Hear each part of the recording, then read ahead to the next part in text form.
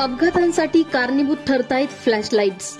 चारचाकी तसेच दुचाकी वाहनांना फ्लॅशलाईट, सेन्सर लाईट सर्रास लावले जात आहेत। रात्रीच्या वेळेस हे लाईट थेट समोरच्या वाहन चालकांच्या डोळ्यांवर येत असल्यामुळे समोरच्या वाहनाचा अंदाज येत नाही, त्यामुळे वाहनावर आदळून अपघाताच्या घटना घडतायत। या अवैध लाईट विक्रीवर आणि अशा वाहनांवर आरटीओ पोलीस विभागाचा अंकुश नसल्यामुळे दररोज निरपराध वाहन चालकांना आपला जीव गमवावा लागत आहे।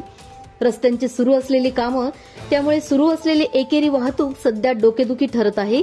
तर सध्या दुचाकी, चारचाकी वाहनांना विविध प्रकारचे लाल, निळे, पांढरे असे विविध रंगांचे सेन्सर लाईट बसवण्याचे प्रकार वाढू लागले आहेत।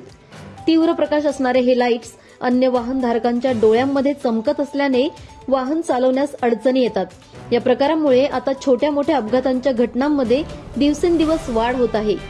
सर्वाधिक अपघात रात्रीच्या सुमारास राष्ट्रीय महामार्गावर दुचाकी, ऑटो आणि ट्रकमध्ये होत आहेत। मात्र या सर्व पार्श्वभूमीवर पोलीस प्रशासन, आरटीओ अशा प्रकारच्या एलईडी लाईट्स बसवणाऱ्या वाहन चालकांवर कारवाई करताना दिसून येत नाही।